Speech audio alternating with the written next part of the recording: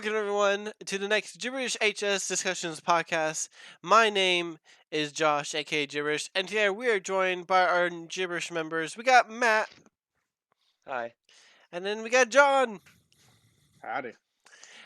Today we are going to be talking about a bunch of cool things I'm really excited about to talk to you about. But first, I want to say that we are officially live on iTunes. So please go to iTunes and look up Gibberish Discussions, and you will find us there.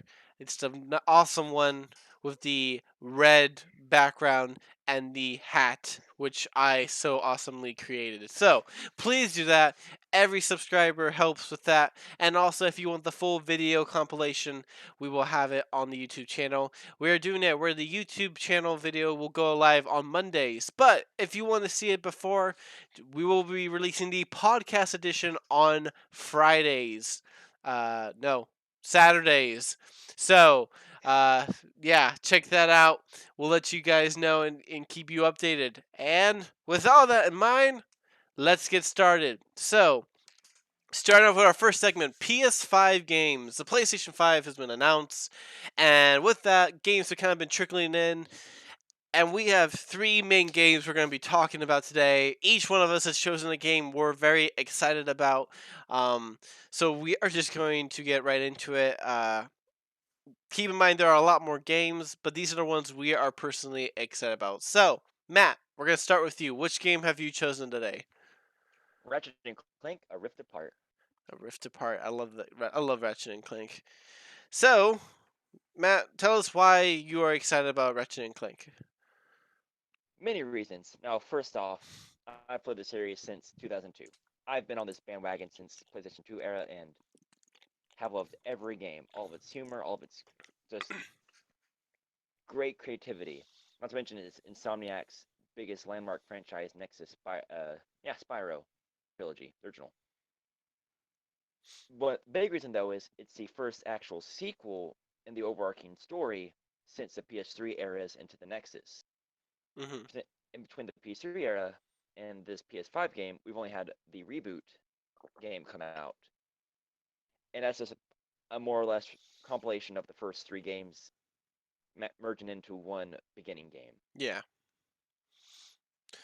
So, what has besides? So it sounds like what's drawn you to this game is just you're a huge fan of it. But what has besides you just loving the previous games? Is there some special element to this game that you're excited about?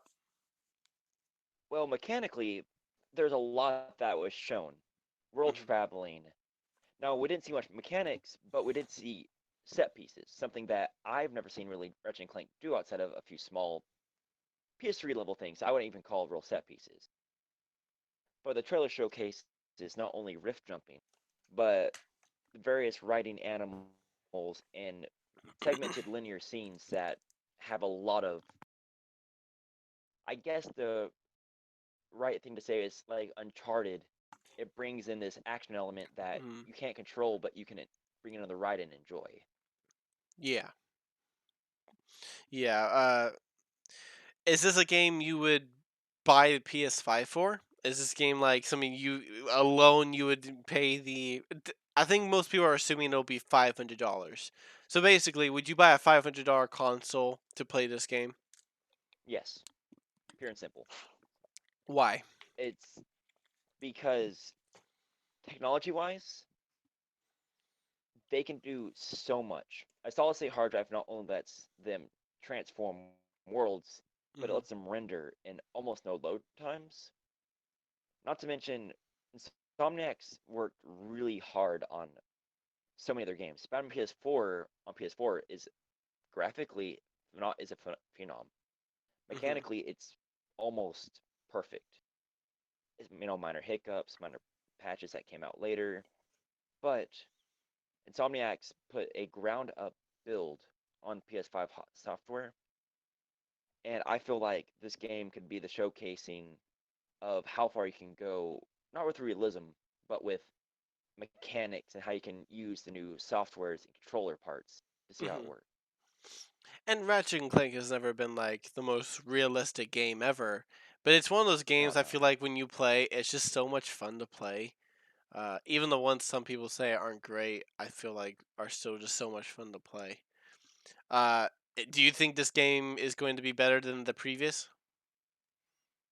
I won't say better. No, naturally, mechanically, graphically, Yeah, those parts would. However, I don't think it'll be better. I think it'll be on equal terms in just how far can they go with the story and how much can they push lore that's been explored in the game, yeah. especially since we've had a PlayStation 2 trilogy, a PlayStation 3 trilogy. This could be a lineup of yet another trilogy. I would be so for that. I really would. Yes, I really would. especially since it is a whole new concept and multiverse theory. So I'm gonna throw a quick question on here. I wasn't even planning for this, but I'm a huge Spyro fan. Ratchet and Clank and Spyro are both very close to my heart. And with the Spyro Reignited trilogy, do you think we could have a potential new Spyro game? Absolutely. Actually, with the fact that Activision owns Spyro and Crash 4 is coming out, we could see a new Spyro that possibly continues after the third game, or maybe takes note of the after effects of the original Insomniac games and just makes their own take. Yeah, because I would say there have been many Spyro games that have come after the original trilogy, but I would say that the it's only been good since the original trilogy. Uh, the rest of those games were just knockoffs that didn't shine true to me. Yeah, So but John, what do you think about Ratchet and Clank? Well, the only Ratchet and Clank game I've played is the one from the PS2. I don't even remember the name of it. That was a good one. So, it's been it was fun. Yeah, it's been a long while. Hmm. My impression of it is it's a fun game. It was kind of like a B tier type game. It's not like one of those A level games. At least that's how I remember thinking about it. Hmm. Um, so like if Ratchet and Clank came out and it was $30, I'd probably buy it. But if I wouldn't pay $60 for it. There are other games that I Yeah. have in my view that I would pay like a more A tier games that I would pay $60 for. But Hmm. Well, speaking of $60 games, I think that leads us into the next segment for John, who hmm you chose. What's your game? Spider-Man Miles Morales, the sequel Awesome. to the PS4 Spider-Man game. Yes. So I'm just gonna ask this question real quick right off the bat. Is this a sequel or an expansion? Anyone can Uh, answer. I don't know. well, so they sorry, go ahead. an expansion usually implies just like a very small like are you talking like a DLC? 'Cause it's definitely not that. It's a full game in and of itself. Has been my Well, like impression. World of Warcraft has expansions, which basically reignites the game and re does it a lot. So I'm not sure if this is just a huge update and story campaign to it, or if it's a new game separate from the the PS4 Spider-Man. That's what I'm Well, asking. Miles Morales had just gotten his powers at the end of the first Spider-Man game because he showed them to Peter, and that's basically Spoilers. the ending. Sorry, spoilers. And that's the ending scene of the Hmm. first Spider-Man game. So I would say it's more of a sequel because now we're focusing on Miles Morales once he has his powers. And we know Peter's going to play a part because he's in the trailer, at least in Hmm. voiceover, giving advice to Miles. So I don't know what degree they'll be interchanging in between the two characters as far as the player playing them Hmm. both, but they're definitely both a part of this narrative. So and they're both the Yeah. same timeline, same story. So So and I'll add this in. When Insomniac, or at least the director or part of the team said, it is a standalone title in the Spider-Man PS4 universe. Granted, they did say it is an after effect to yeah. Spider-Man PS4. Obviously, Miles having his Hmm. powers, his own suit, and at least a mild knowing of what he can do. But I Yeah. actually think, now not to take over on you this or anything, but in the way that Uncharted did The Lost Legacy, a full 8 to 10 hour game, I think Insomniac is Mhm. doing something like that, where it's a spin-off game that has tie-ins to the world and that will affect the overall next game. Got it. That's what I Okay. feel off on it. All right. So or it'll keep you 20 hours. you never know. I just want to throw that out there real quick. So Matt, not Matt, John, why are you excited about Spider-Man Miles Morales? Well, it's partly because I love the first game so much. I mean, again, spoilers is like the story was one of the best stories I think since Spider-Man 2, by Sam Raimi. Hmm. I remember like it was probably I can't recall tearing up over the story of a video game ever before this game, and when Aunt May died from the virus, or when Peter had to choose between saving the whole city and saving Aunt May, and he had to reluctantly, just because this is the person he is, choose a city Hmm. over Aunt May or over his own happiness, because that's what Spider-Man always does, is chooses the greater good over his own happiness, what he really wants. Yeah. That's who Spider-Man is. Hmm. Um, and as a consequence, Aunt May dying, like that was one of those sad. That's like a second Uncle Ben almost. So it was a really sad scene, and I remember tearing up when I first played it. So just knowing that we have great story writers ahead that really care about the character of Spider-Man, and even if it's a different Spider-Man now, Miles Morales, we have great story writers that really know their characters and know Hmm. who they are and why they work. Yeah. It makes me excited to see what they're going to do with Miles Morales, and how they're going to treat his character and develop him and make him a character we all care about. So Yeah. It'd be also really. with Into the Spider Verse already being out, with Morales already having a great focus, it just leaves a greater groundwork for them to work around too. So Hmm. A lot. He's a very popular character right now. indeed, The yeah. last 3 years have been very good to Miles. Um, are there any specific features that you've seen that make you think this is going to be a great improvement to the PS4 version? Oh, well, they haven't really shown that much gameplay. There's a little Hmm. teaser in this right now where the creators talk about how he has the power of invisibility Hmm. and like slight electricity powers. So I'm curious to see how they implement that into the gameplay. But we haven't really seen much in terms of like mechanics or like how those powers or would be implemented. We don't know who the villain is, or at least if that's been released, I don't know. So there's very little known about it right now. They've released very little detail. So, but just I'm more excited based off what I've already seen from the previous game. That leaves me a great level of confidence, and that this game will also be great. So, Hmm. Uh, Matt, is there any gameplay footage that we know, like specifics? Outside of a 10-second little clip of a little bit here and there, Yeah. they Okay. it looked more like Spider-Man PS4 with an enhanced visual aesthetic. Now, That's what I thought. yeah, so there is no official gameplay trailer, but when they Okay. do release it, Everyone's gonna be I feel like they're looking. gonna showcase. Oh yes, It's- oh yeah. I would probably say this was the biggest head turner from the PS5 announcement when they announced games. yeah. Just because of the huge success of the last one, and Miles Morales getting his own game is a huge deal. So I know a lot of people were disappointed that there was no GTA 6 trailer, because that would have been the biggest if it had been there. But you're not a GTA fan? so we're not getting into that Okay, tonight. fair I enough. will say, on the biggest head turner, Hmm. I felt like there's two in that matchup: Spider-Man Miles Morales, Horizon Hori- Forbidden West. Horizon was a pretty That one big is one too. also is a I know so many PS4 players that right those two games sold them instantly. Hmm. Close friends, and it basically they said, I'm buying the PS4, PS5 just for these sequels because they're huge. Yeah. Yeah, Spider-Man was a big influence on why I bought the PlayStation. That and God of War. Though Sp- God of War was kind of a disappointment in my opinion, but I need God of War that's 2. well, I think I think at first I was a little underwhelmed with the game announcements until I saw, like Matt said, New Horizons interested me. The Spider-Man, Ratchet and Clank. Surprisingly, once I saw the gameplay footage, I got really into it. And then of course Squadrons, which we'll talk about in a second.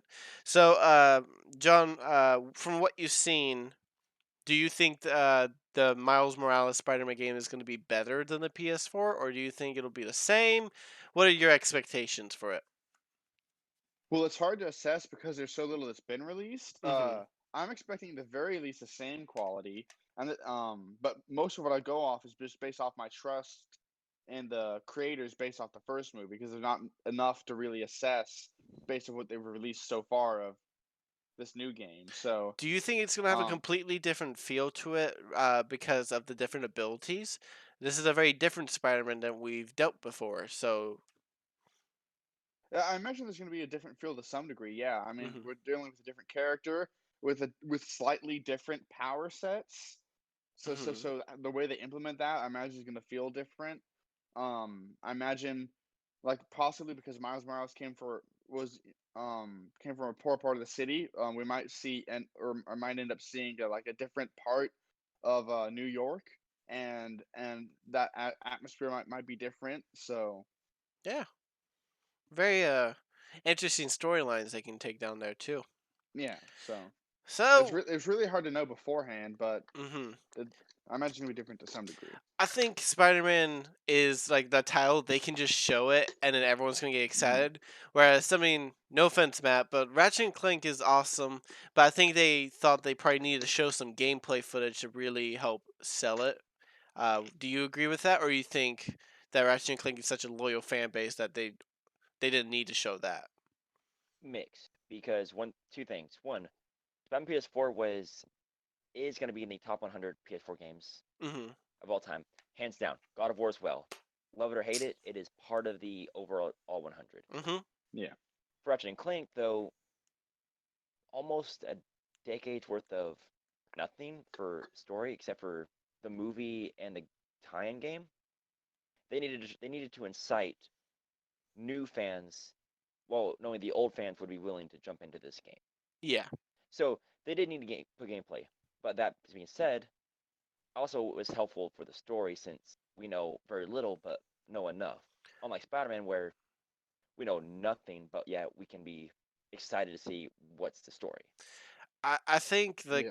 I heard about Ratchet and Clank and I was like, okay, this will be fun. Like I just thought, okay, but it was the gameplay trailer that sold me on it being one of the things I became very excited about. So I think it was Yeah, I actually smarter to saw do the that. gameplay. I saw an YouTube ad for the gameplay, and it did look kind of fun to me. So it did make me more interested than I was just hearing the name. So Now, one big thing I'm going to say is it's Insomniac Games making these two PS5 games. hmm yeah, it's So, the same company. That's true. Yeah, so we're going to see them Insomniac's getting release their popular. Magnum. We're going to see them release their possible Magnum opus with Miles Morales this holiday season, and then next year we probably will see Ratchet and Clank. Given everything going on, that'll be the biggest case scenario. Yeah, I'm definitely buying both a PS5 and Miles Morales as soon as they come out. Which I think they're coming out around the same time, like almost together, I believe. I think they're going to be holiday titles. Yeah. So for sure we're going to get that Godfall and one or two other games.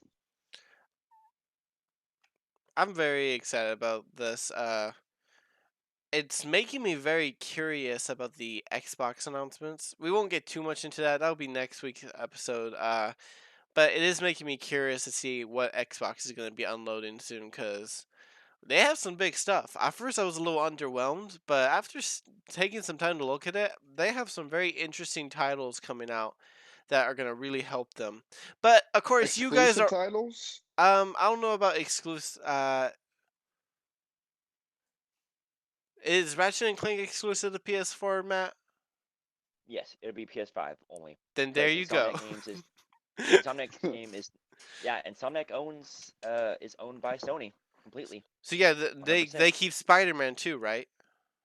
Oh yeah, Yep. Yeah, yep. so I feel like those two alone are going to be a huge push. I'm going to need to see some serious stuff from uh See, I don't from think Xbox really Microsoft, has but exclusives all that much anymore. they have a Besides Halo, couple. which is kind of a dead series. And Gears. They And have I a don't think I've couple, seen but their. not much. Yeah. But of course, you guys are all wrong because the best PS5 game is my game I've chosen. Is Star Wars Squadrons. Yeah. So I'm gonna basically be asking you guys what you guys think of it because no one cares about my opinions. So going into this, are you guys excited about Star Wars Squadrons? Because I sure as hell Yes. am. I after after personally watching the gameplay trailer and them talk about elements, this is EA's chance to more or less fix the sins of the past and for the future. Definitely not another Battlefront 2. Not another No. Battlefront 2. So so I am really stoked about this game, but I'm very actually cautious because EA, like Activision, has betrayed me more than once, and I am not gonna be a dummy. So I'm gonna wait for reviews probably before I buy it right off the bat. I really want this game to be good because I think this is the best. This could be potentially the best fighter, like Starship fighter game we've had. I loved it on the Battlefront 2 for PS2, but I feel like this has a chance to be something really good if they make it. So what do you think, John? Are you excited about Squadrons? Well, I haven't really seen the trailer all that much, so I don't know that much about it. Then I'm get guessing. out I'm of here. I'm inferring. just kidding. I'm inferring from the name it's mostly going to be like a space battle type game. Mhm. For, Yeah, so so, the game I, is I, let me explain real quick. The game is a is where you either choose it's set between it's set around the Mandalorian era. So mhm, basically you can either play the Empire or you can play the New Republic. So this is after Return of the Return of the Jedi's. So Jedi. this is where the new government is basically arriving, and you can like customize your fighter. You choose your fighter, and then you go and you have like different stages that you have to accomplish. It's like defeating the enemy lines and the bombers, and then you have to destroy the enemy's flagship. So yeah, that's like the basic, Okay. very basic set of the game.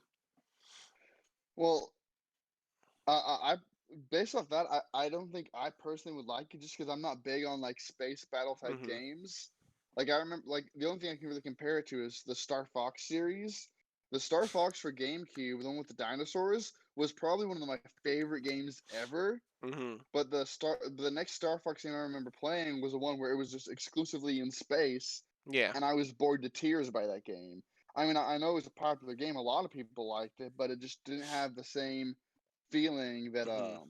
that game did. Yeah. So I'm okay with games having like some of that, like that being part of the gameplay, but for the game to be only that, to me, I like would probably be end up feeling boring to me. So Yeah. So I haven't usually been very good at those games. So, but I still like enjoy them. One of the things I'm very excited about was the gameplay trailer. So the gameplay trailer not only showed a bunch of things that we haven't seen in a Starfighter game, but it also showed it showed a the inside of the cockpit that you're in is so interesting because there's no big map, and I guess actually a good majority of the screen is covered. If you see it, right, Matt? It's like because they it make it very feel like realistic in a way. The way I would call it is it's Ace Combat but Star Wars. So you'll have your Hmm. HUD screen, but you'll have like an actual internal HUD screen that each part of the screen has something, power output, Hmm. missiles, various aesthetics, and points will be on that. Even a little blip map that tells you where your enemies are at. So it gives you a first person perspective as if you're actually the pilot and not just an outro view. And this is the first game ever that I am actually curious to see what a virtual reality would look like. Um, I'm not a huge VR fan. I don't like VR games. me I don't either. like having a block on my head. I think this for now, I don't think technology has advanced far enough to where I feel comfortable doing it.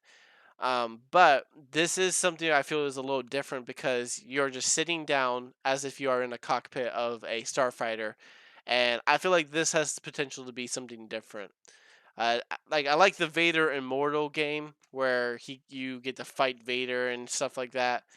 But then again, you can't move. You're just like standing there. So I really think this is potentially a good VR game. Of course, I'm gonna have to wait and see. Uh, so yeah, PS5 games look really interesting. Spider-Man, Miles Morales, Ratchet and Clank, Squadrons. I'm excited about all of them. Those are probably. It's funny that you two chose those because those are the top three that I'm excited about for PS5. So, and I'm sure if Yeah. Martin was here, he would probably put something like New Horizon on there or something like that. So, I'm very, very excited. So, with all that, now that we got the good stuff out of the way, let's talk about the Snyder Cut. Oh my Woo! god.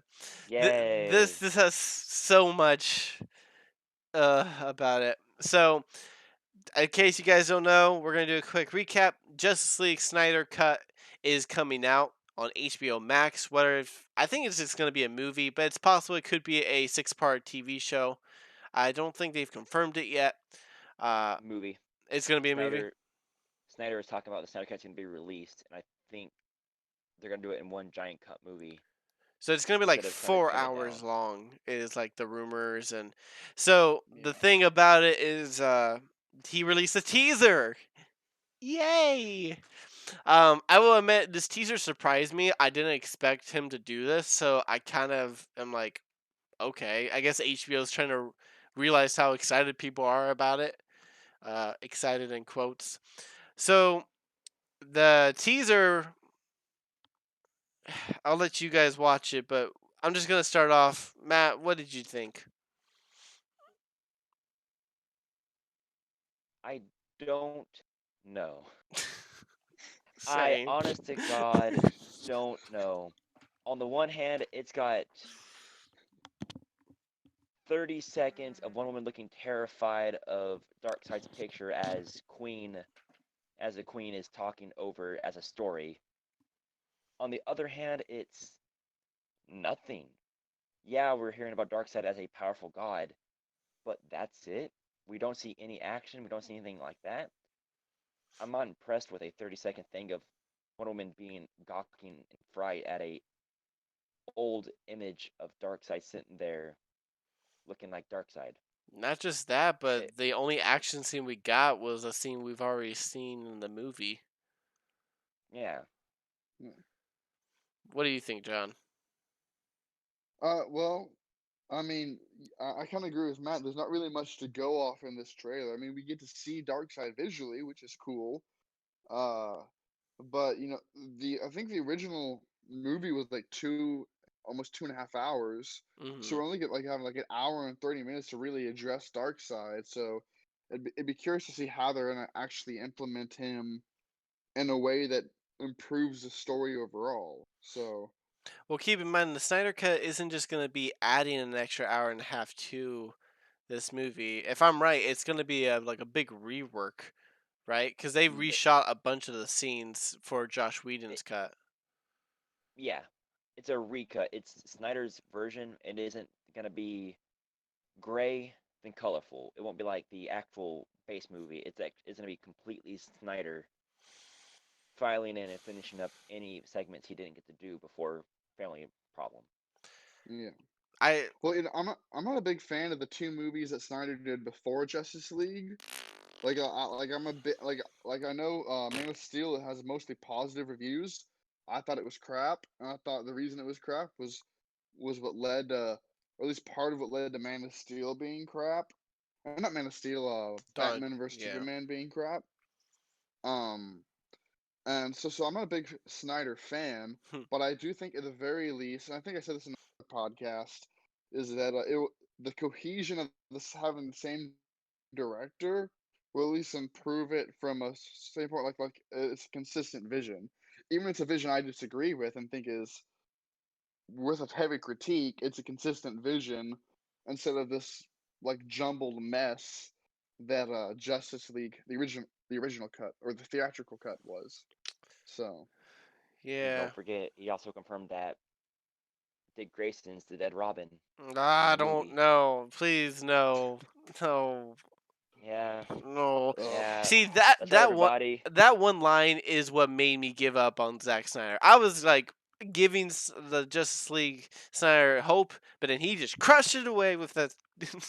Anyway, I'm very frustrated about that. But in the end, I just thought of this as the way the trailer was set up. It just looks like a continuation of Dawn of Justice, which if I don't want to have to watch Dawn of Justice again to get this. I've only watched Dawn of Justice once. I don't want to watch it again. All right, don't make me Don't. do this, Zach. All right, You know what you do? mm, just You'll go you watch you read the Watchmen. wiki you read the Wikipedia plot. uh, but then I could make a video on it. So, I'll oh my god. probably end up watching the whole movie just because, like, I don't have a problem with 4-hour movies in general. Like I love the Lord of the Rings extended cut versions. Mhm. I won't even watch the regular cuts, so I Mhm. don't have a problem watching a long movie. Uh, I'm not sure whether I'll like this long movie just because it's Snyder, and he doesn't have the greatest track Snyder record. has a And habit of making long movies, but unlike Lord of the Rings, the extra stuff he puts in there isn't always interesting. It's usually yes, just filler, and it's not good filler from what I've seen, unless it's Watchmen. He did a good job with well, Watchmen. from what I understand from this, like the additional stuff is going to be like essential to the story. Like I don't see how Darkseid could be filler. I mean, he's like an iconic villain, so I imagine they're going to do quite a bit with him in this new version. It's just a matter of whether that makes sense and is good or not. We'll have to see. Indeed. But something that is interesting with the Snyder Cut is that the original Justice League Snyder Cut was originally going to have a lot more of Deathstroke, of all people. At the end of the Whedon cut, Josh Whedon had a post-credit scene with Lex Luthor and Deathstroke, and the original plan apparently is that Deathstroke was going to have they were going to show Lex Luthor getting broken out of prison by Deathstroke, and then Deathstroke was also going to be and then Lex Luthor were kind of like do like their own Injustice League kind of thing or whatever, and have that. But what's very interesting is that this was supposed to set up the Ben Affleck Batman movie, and Deathstroke was going to be the main villain. So I'm going to quickly describe this, and then y'all can let me know what you think. In this movie, we were supposed to have it at the end of it. Deathstroke was apparently going to get his own movie and be the villain in the next Ben Affleck Batman movie.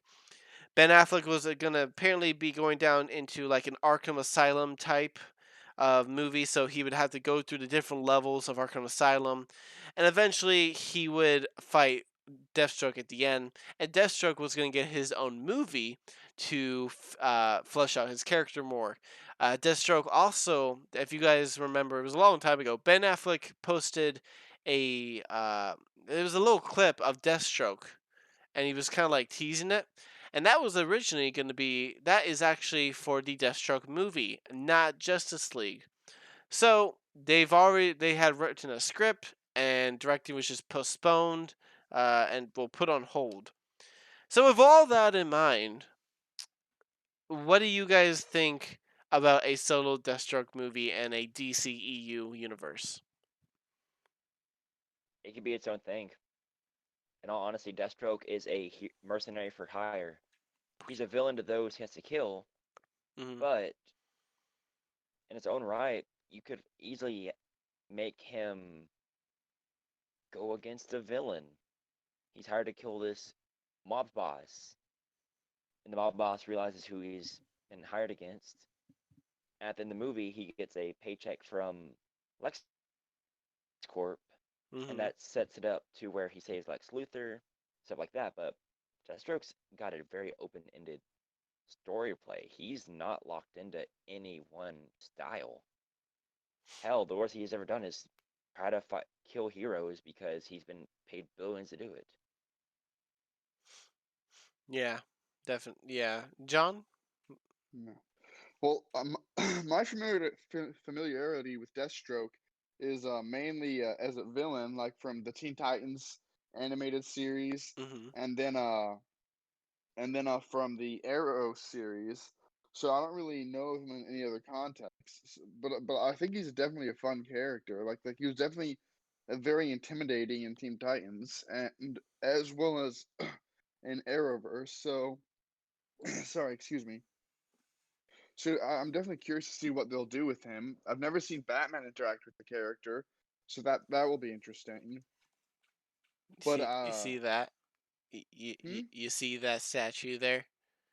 That's Oh Deathstroke yeah. and Batman fighting. All, So for all right podcast then. listeners, I have a So statue now of I've seen Batman it. and Deathstroke. So,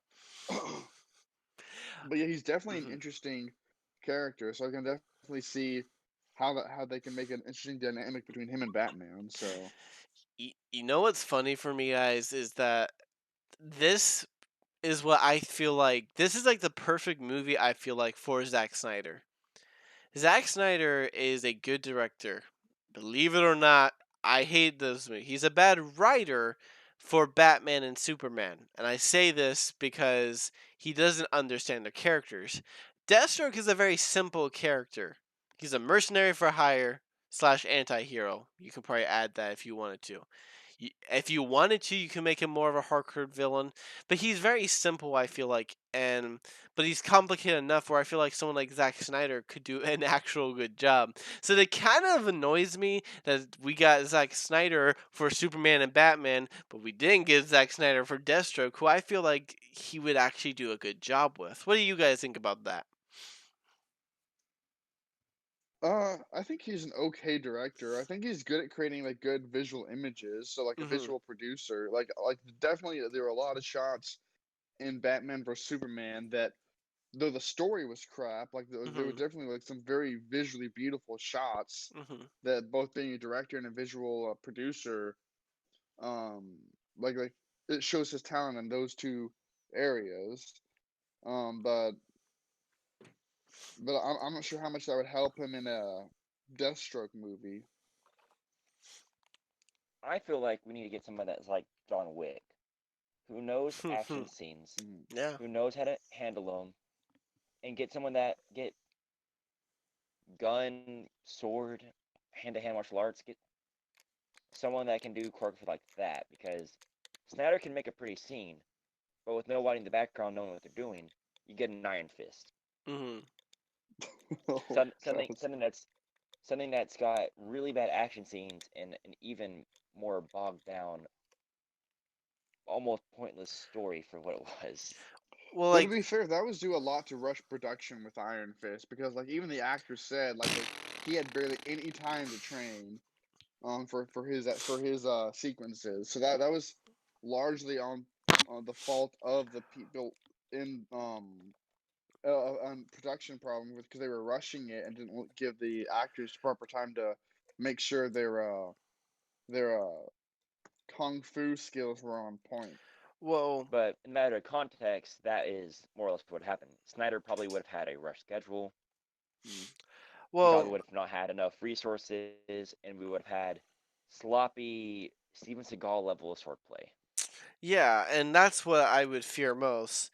But as much as I don't like Batman v Superman, I will say one of my favorite action scenes in all the DCEU is when Batman is fighting the people in the warehouse. I don't like That that was he's fun. murdering people. All right, don't get me wrong, I don't like that. But if you ignore that, like Zack Snyder says you should, that fight scene is really well choreographed. It's a really good fight scene. It feels like he's punching people. Some of the things they do is very impressive to me. And so I think Zack Snyder could do a really good job with this if he wasn't the writer. Because Watchmen, I don't think he wrote Watchmen, did he, Matt? No, he did Yeah, not. He was a director, and he had some producing, but writing and most executive production was done by somebody else. give him the sole director position is my thought. Don't let him touch the story too much because when he does, we get Dawn of Justice, and I don't want that. So Deathstroke is one of my favorite characters of all time, and I just really think I would really like this. Would you guys like to see Deathstroke in like a Matt Reeves Batman movie, or do you think this should be a do you think this could affect a Matt Reeves Batman movie? Is what I mean to say. The one with Robert Patterson. Is that Y- what we're talking about? yeah. So do you think the next Robert Patterson movie, Batman, do you think it would benefit from a Deathstroke, or do you think they should go more towards a Long Halloween style, which I think is what they've kind of already confirmed? Long Halloween, Yeah. all the way. It's Batman year 1 or 2. He is a detective. He needs to. We need to see a detective Batman, not a hardcore martial artist Batman who breaks all your bones in your body and then tells you to take him where you need to be. When someone that can actually True. look into the room, investigate it, figure it out, and bam. That'd just be like, if there's a 99%, if there's a 1% chance that he's evil, we have to take that as a certainty. You know, that we don't want that Batman. Exactly. Year 1 Batman straight up almost killed people. Sure, he made mistakes, but he also was a great detective in his own particular right. Just didn't have technology. Hmm. Yeah, we haven't seen that much of a detective type Batman in any of the movies. Even the Nolan trilogy, which is highly beloved, despite the third one being kind of the weakest of the three, at least in most people's opinion. Like it was great, but we didn't see him be much of a detective. It was much more of him just uh an action hero, a superhero. So like seeing that aspect of Batman on film would be something that I'd be very highly interested in seeing. So I mean I think they can still do that with Deathstroke, Hmm. investigating who this mercenary assassin is. So they can implement those two things together. Um, but yeah, I definitely would see him as a detective. You know, something I think is very interesting with kind of, this is a little off topic, but kind of just going on what you're saying, John. Uh, I think it's actually pretty funny that every Batman movie it seems like we get, he's more notable for like the villains, if that really make that movie. So the Yeah, Batman Begins, Ra's al Ghul, and Scarecrow, I felt like were great in that movie. Obviously, Heath Ledger's in The Dark Knight, amazing. Uh, and a uh, legendary performance. and then you got Bane, who wasn't the greatest character, which I felt like that was pulled down due to Ra's al Ghul's daughter. But my whole point is that in just the Nolan trilogy, you know, I felt like the villains were what really shined through. And then you have things like you know, even in like I forget his name, the Jack Nicholson Joker. Jack Nicholson. And Yeah, he I was was a about to say legendary like character. My point is that I feel like with Batman, it's like really important to Arnold have the Schwarzenegger, villain be Mr. good. Do Freeze. you, what do you think about that, Uma Matt? Thurman, Ivy. Ivy? Yeah, I like Do what? Poison Ivy. Yeah. So like for me, you know, like how a big critique of the Marvel Cinematic Universe is that all their villains suck except for like Thanos. Or Like sure, Loki. there are good ones. Yeah, don't get me wrong, but the majority of them are not that great, I would say. Um, I feel like Batman though is a little more crucial to where the villain needs to be good. So anyway, that's just something I wanted to say real quick. So finishing this up, does this information make you a little more excited about the Snyder Cut for Justice League, knowing that more Deathstroke maybe, or are you just like, yeah, this is still the same old? Uh, Honestly, I Ju- think adding another villain on top of Darkseid would probably just clutter it more. I mean, mm-hmm. because there's already that one dude, what's his face, who was trying to collect the three Steppenwolf. cubes. We like well, we Steppenwolf. wish I wish we like Steppenwolf. Oh, Matt and So I there's have talked Steppenwolf, about and you're gonna add this. Darkseid. So adding another villain it's gonna produce the same problem. There being too many characters, not enough time Well, to this properly deal with them Deathstroke all in a wouldn't be like a meaningful main way. bad guy in the movie. He would be more of like an antagonist for future movies. Yeah, well, even still, I think even setting him up could take away because that was part of one of the problems with Batman vs Superman is they spent so much time setting up the different Justice League characters in such a poor way that it just took away from the overall story of BVS. So I Hmm. imagine the same thing could happen with how they set up Deathstroke, because it could just Yeah. be irrelevant to this story and take away from it just to set up another story for when they could have just done that in its own movie. So Yeah, it honestly, plot structurally, if Zack Snyder was smart, the first part before Superman is ever even awakened, have the early team Justice League of Flash, Cyborg, Batman, Wonder Woman fight Steppenwolf. They barely win by the skin of their teeth, Hmm. and then they realize that the Master is coming. Wonder Woman recalls Darkseid, and she's like, "We need soups." And so the whole other part of the movie until Darkseid arrives is getting Superman back in his suit, and then bam, Do you big think this good could be fight like a scene. Not Justice League War storyline, except for with a Death of it, Superman storyline thrown in there? theoretically. I mean, they already did the Superman last movie. But bring him back, the yeah, return, like the so kind of do like a Reign Superman storyline, except for without the Superman, Yeah, do a Reign storyline without the actual weirdos. and do it like just do more of a kind of like mixing the war Justice League war elements and put them in Reign of Superman to kind of create this like different storyline. I think that could work, but knowing Snyder, it's not gonna work. So, mm. well, that was fun to talk about. I'm actually a little drained now from that.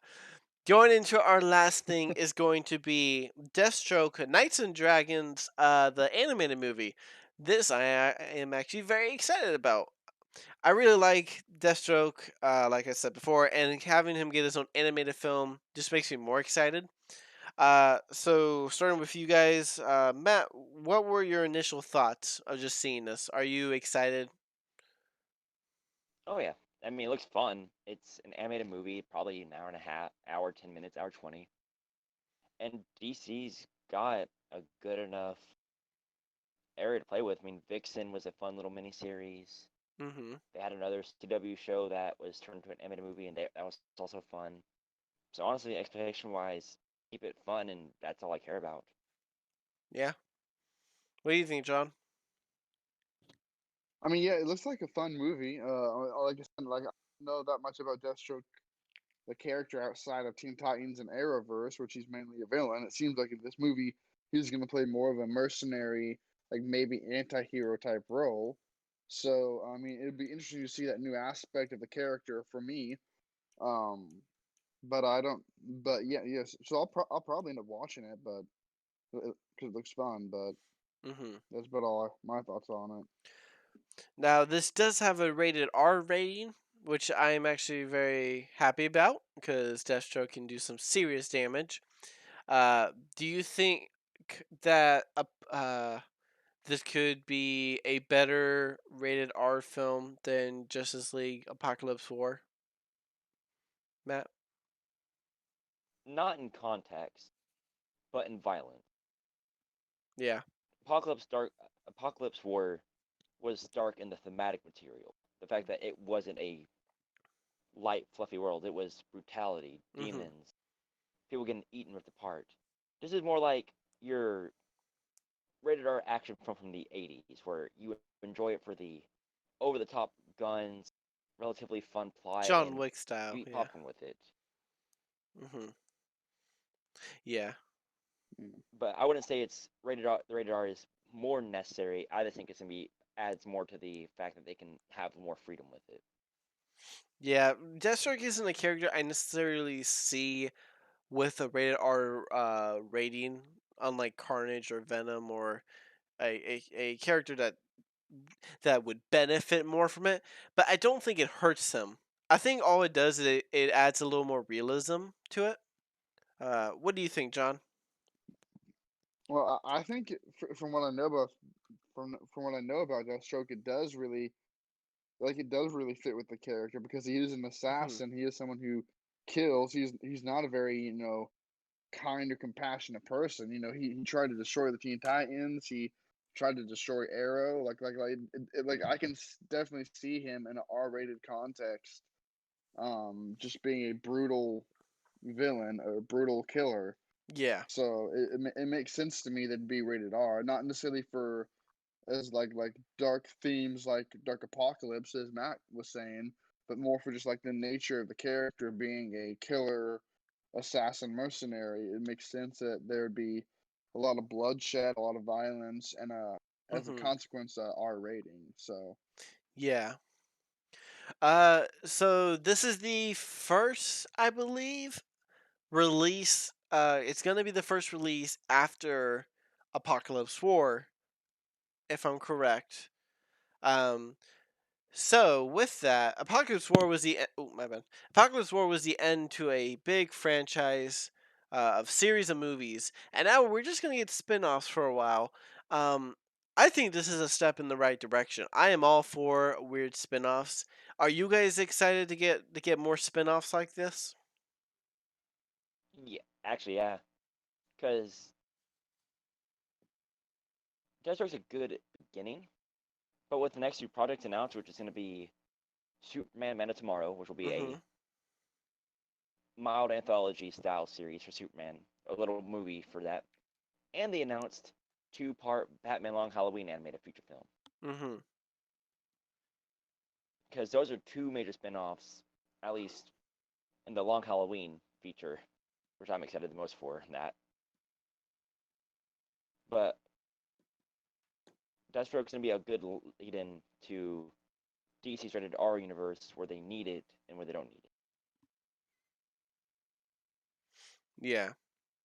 I hope that they don't take the success of something like Joker uh and like Justice League Apocalypse War and just mean, all right, let's just slap a rated R rating to everything. I hope that's not what they do, but I hope they do use it when it is appropriate. The last thing I want to say is that I noticed that the animation style is different from like what we've seen in Apocalypse War. The colors are a little brighter and it seems a little more simple. And I also noticed this in Superman Man of Tomorrow, the next film they're going to release. So have they said something that they are going to be changing the animation style from now on, or is that just for these two movies? That actually is gonna be so. John Oliveira was the main producer head for the DC AU's overarching plot Hmm. structure. But on spin-offs, they actually have different art direction because different directors and not being part of a segmented series. So that's why Superman Man of Tomorrow has a lot more comic book look to it. Hmm. Why Deathstroke has a lot brighter color schematic. They're not following the formulaic plot by plot structure. It's going to be more of these directors have their own art style they can play with now, Okay. and they can have new animation team come in. Hmm. Okay. Kind of like how Killing Joke kept into the Bruce Timm universe of animated series. Hmm. They're using it as their own context. So do you think the next Batman movie is going to be more like what we've seen in the past or more like this? What we've seen in the past, or at least in the Bruce Timm style of it all. That's what I thought. I heard they're going to I get just hope they don't make Kevin Killing Joke Conroy to again. come back for that role, oh, Yes, please. which I would be for I'm down that. with that. I would really like that. Please. Let something good come of Batman. Mark Hamill Joker for life. uh, and Yeah. yeah, guys, that will wrap up today's gibberish discussion podcast episode. I hope you guys enjoyed it. We talked about a lot of things, and some of it I really liked. PS5 games I'm really excited about.